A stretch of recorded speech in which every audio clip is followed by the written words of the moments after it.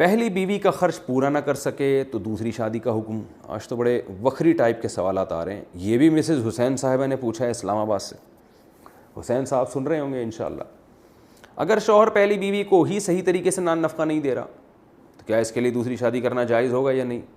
دیکھیں, دوسری شادی تو مرد کے لیے اگر چاروں کے حقوق یا دو کے حقوق ادا کر سکتا ہے تو جائز ہے.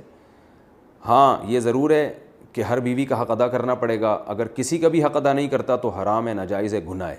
یہ جو قرآن میں آتا ہے کہ اگر تم عدل نہیں کر سکتے تو پھر ایک پر اکتفا کرو, یا عدل کا جو اصل مقصد ہے وہ یہ ہے کہ حقوق ادا اگر نہیں کر سکتے تو اگر پہلی بیوی کا واقعی نان نفقہ ادا نہیں کر رہا اور دوسری شادی کرے گا تو پہلی بیوی کے نان نفقے میں اور کمی کر دے گا تو پھر یہ جائز نہیں ہے اس کے لیے. لیکن وہی بات آ جاتی ہے کہ نان نفقہ وہ نہیں ہوگا جس کو بیوی کہے گی نان نفقہ, بلکہ نان نفقہ وہ ہوگا جس کو شریعت کہے گی. کیونکہ آج مسز حسین صاحبہ آپ کے علاوہ خواتین کی بات کر رہا ہوں, خواتین کے نان نفقے پورے ہو ہی نہیں رہے ہیں.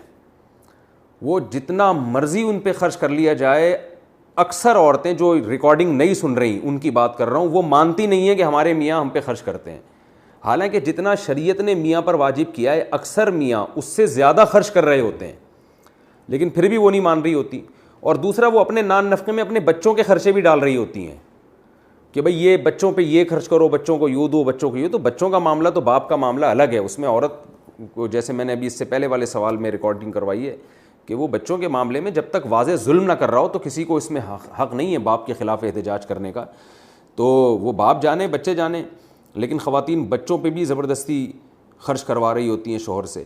اب بچوں کو عید کے کپڑے بنا کے دینا, جوتے بنا کے دینا اخلاقی ذمہ داری ہے باپ کی, لیکن اگر وہ نہیں بنا سکتا تو یہ کوئی واجب نہیں ہے اس کے اوپر. تو اس لیے اس طرح کے خرچے بھی بہت زیادہ بعض خواتین کروا رہی ہوتی ہیں.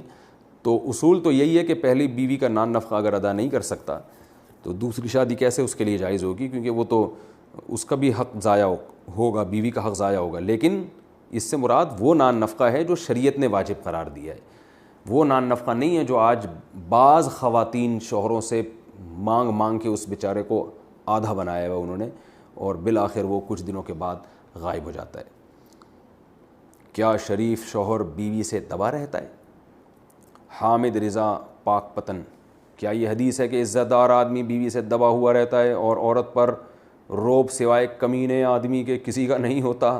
اس کی وضاحت فرماتے ہیں. جی حدیث میں آتا ہے, آپ صلی اللہ علیہ وسلم نے ارشاد فرمایا, یغلبن الکریم ولا یغلب علیہن الا اللئیم, کہ جو عزت دار آدمی ہے اس پر بیوی غالب آ جاتی ہے اور جو کمینے لوگ ہیں وہ بیوی پہ غالب آ جاتے ہیں. تو حدیث کا مفہوم, پورا صحیح مفہوم دوسری حدیث کی روشنی میں یہ ہے کہ جو بہت ہی کمینے درجے کا آدمی ہوتا ہے وہ 100% عورت کو ایسے قابو میں رکھتا ہے کہ ذرا بھی اس کو ٹس سے مس نہیں ہونے دیتا, بالکل اس کی اپنی پرسنل لائف ہی ختم کر دیتا ہے بیچاری کی. تو ایسے بالکل ریموٹ کنٹرول کی طرح اس کو چلاتا ہے. تو یہ انسان کے کمینے ہونے کی معذرت کے ساتھ یعنی دلیل ہے کہ بھائی تھوڑا سا اپنے اختیارات کا ہر وقت فائدہ اٹھانا اور چنگیز خان بن کے رہنا یہ کوئی اچھا کام نہیں ہے. عزت دار آدمی کیا کرتا ہے کہ بھئی وہ کچھ مطالبات اپنے دستبردار ہو جاتا ہے ان مطالبات سے, یہ سوچ کر کہ یہ کمزور ہے, یہ بیچاری میرا کیا بگاڑ لے گی. تو لڑے تو آدمی کسی باہر طاقتور سے لڑے تو اچھا بھی لگتا ہے, یہ کمزور, اللہ نے اس کو میرے ماتحت بنایا, میرے گھر کی زینت بنایا, اور میں اب اس سے ہر بات پہ جھگڑا کروں, تو وہ کمپرومائز کا راستہ اختیار کرتا ہے گھر بسانے کے لیے. تو یہ حدیث ہے.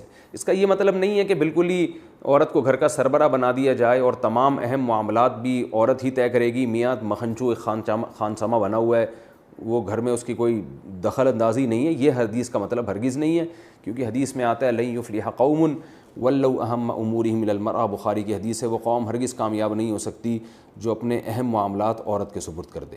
تو اہم معاملات بہرحال مرد میں اگر اللہ نے اس کو شعور اور عقل دیا ہے تو وہ اپنے ہاتھ میں رکھنے چاہیے, اور زوجہ کو کسی حد تک اپنا فرما بردار بنا کے رکھنا چاہیے. نہ اتنی آزادی ہو کہ بے لگام ہو جائے, اور نہ اتنی اس پہ سختی ہو کہ وہ غلام اور باندیوں جیسا سلوک ہونے لگے. تو بین رہنا چاہیے, درمیانی معاملہ اختیار کرنا چاہیے. یہ حدیث کا مطلب ہے. تو حدیث میں اصل میں ان لوگوں کو تنبیہ کی گئی ہے جو عورت کو بالکل غلام بنا کے رکھنا چاہتے ہیں, تو اور وہ اس کو مردانگی سمجھتے ہیں. تو حدیث میں کا مطلب یہ ہوا کہ یہ مردانگی نہیں ہے بلکہ یہ ایک قسم کی کمینگی ہے. تو اس سے بچنا چاہیے.